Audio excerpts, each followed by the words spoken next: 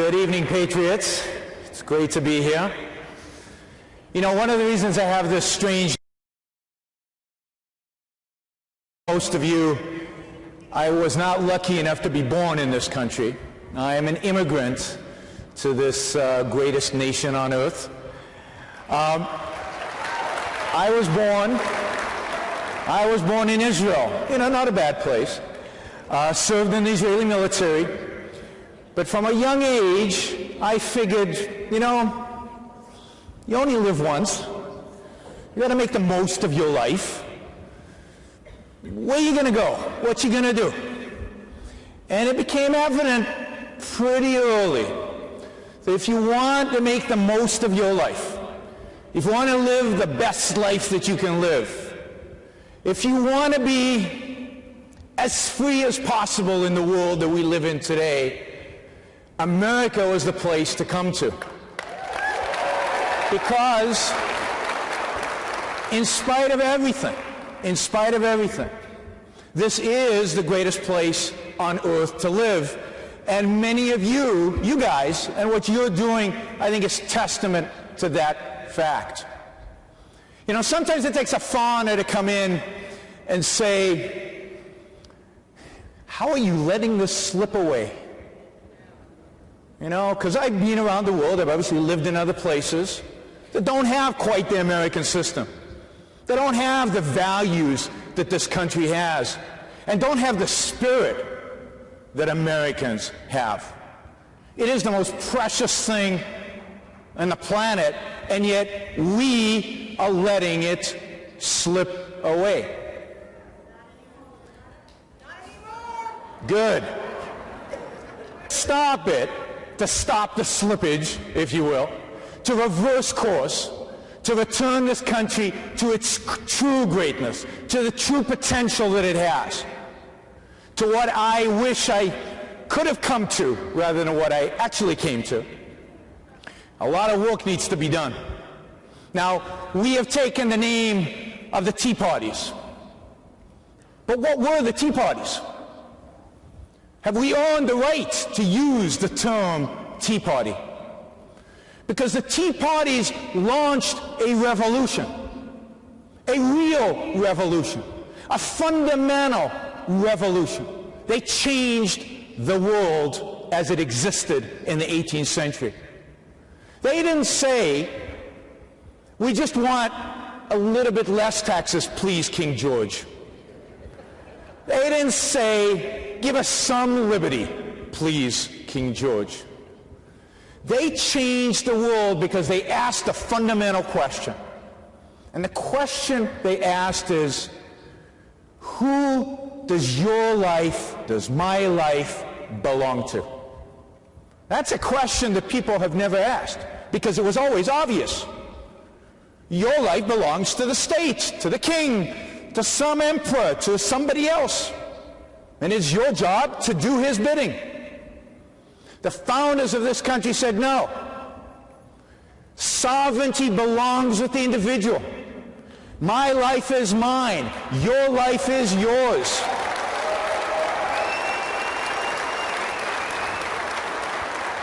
And nobody can take that away. Not a king, but not even a majority. You know, it's very unpopular for me to say this. It's very unpopular to say this generally, and I speak a lot on campuses, and I get booed when I say this. But this country is not a democracy.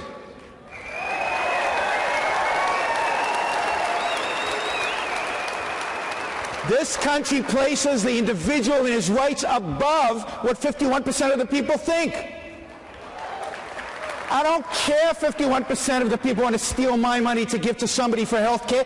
It's wrong. It's morally wrong, and according to the Constitution and the Declaration of this country, it is wrong.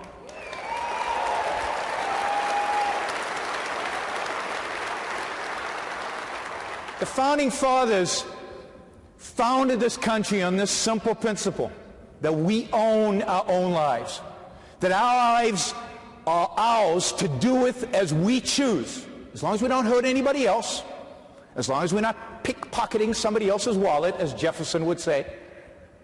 We should be left free. That's what freedom means. That's what liberty means. It means do with your life what you think is rationally good for you. We have moved a long way from that principle.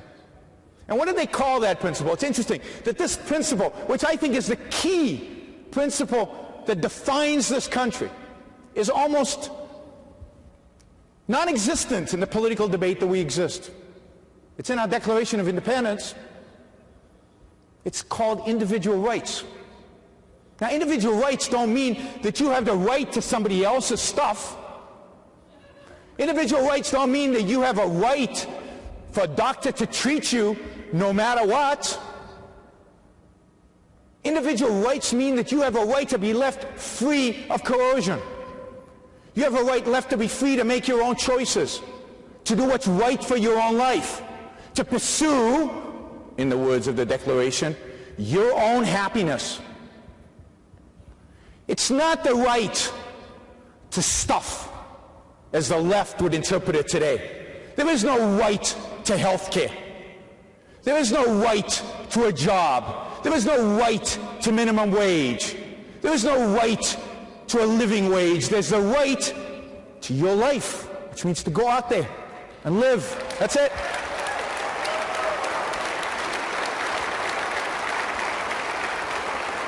If we are going to defend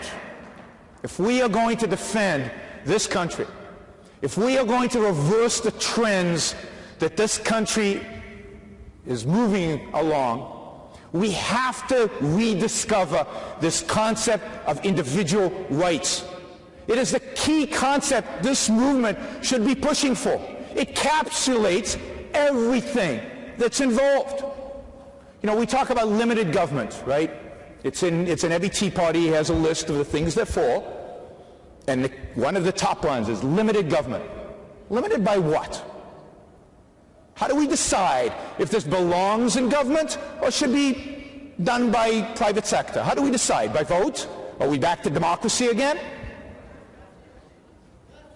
But how did the Constitution come up with this? Because we need to understand the principle. Because we can't just say there's a document here which is interpreted in many different ways today. But what is the principle behind the document? What is the principle that says this is what government should do, this is what government shouldn't do? What were the founders thinking when they formulated the Constitution? The principle was that government was constituted among men to do one thing and one thing only. And that's to protect your inalienable right to life, liberty, property, and the pursuit of happiness. That's it.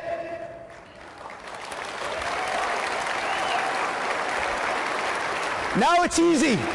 It's easy. You know, Paul Ryan and these guys are having a hard time with the budget, right?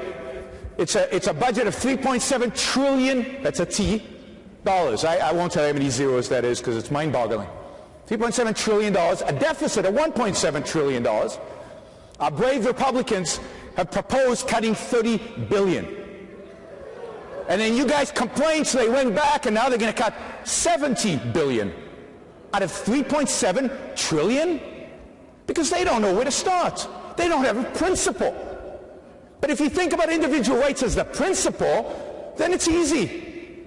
It's easy. Does this program protect individual rights? Well, 90% of what the government does today, or maybe I'm exaggerating, maybe it's 85%, does individual rights. It's easy, and therefore the government shouldn't be doing it. It shouldn't be doing it.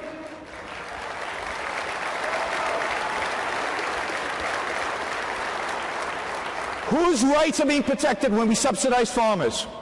When we take money from some people and give it to, I don't know, the group that lobbied the most at Congress. No rights, indeed, rights are being violated. Individual rights are being violated when we do that. The people whose money is being taken away from them, and the industries that we're not subsidizing, the farmers that we're not subsidizing. Whose rights are being protected with the entitlements? And I know you're not supposed to talk about Medicare, Medicaid, and Social Security. But whose rights are being protected when we have under Social Security? I'll tell you who's benefiting from it. Social Security is one of the most immoral schemes invented by a politician. Because Why is it immoral? Because who gets rewarded and who gets penalized? In Social Security, if you're responsible, if you would have saved, if you would have put money aside every day in a saving account at a bank, you were suffering under Social Security because you're getting a much lower return than you would have from the bank. But if you had been irresponsible, if you had spent all your money on frivolous whatever, if you had saved zero, you get rewarded by Social Security.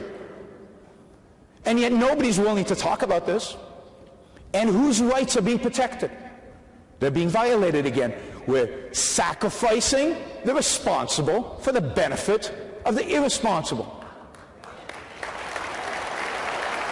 Now, granted, phasing out Social Security is not going to be easy. It's going to take a little bit of time.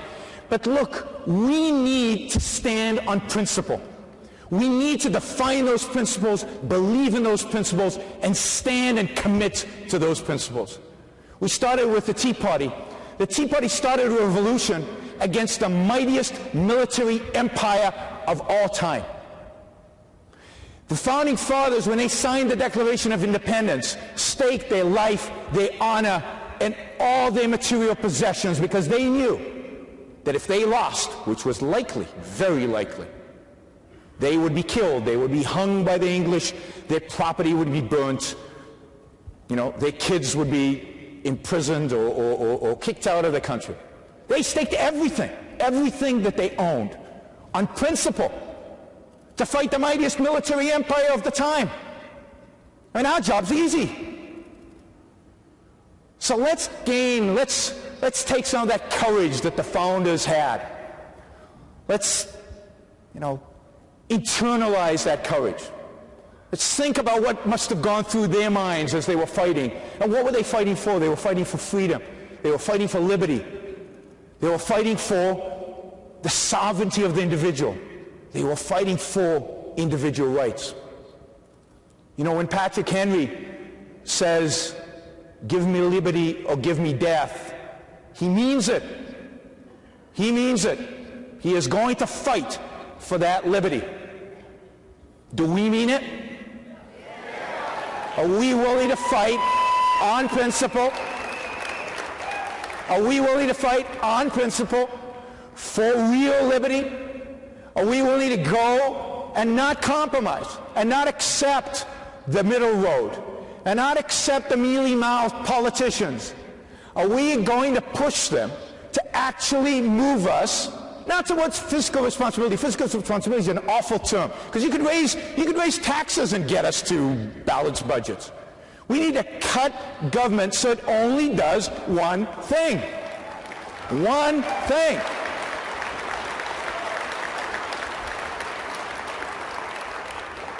I'll just end with this. The greatest document, in my view, the greatest political document in human history is not the Constitution. It's actually the Declaration of Independence.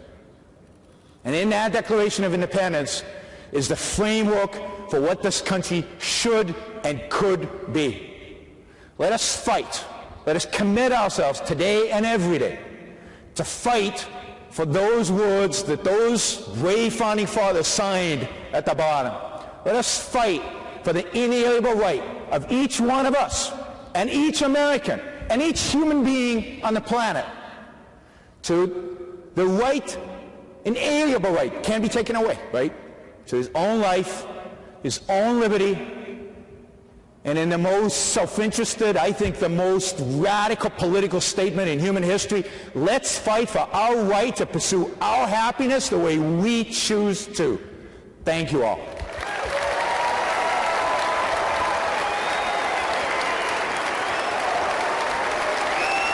Thank you.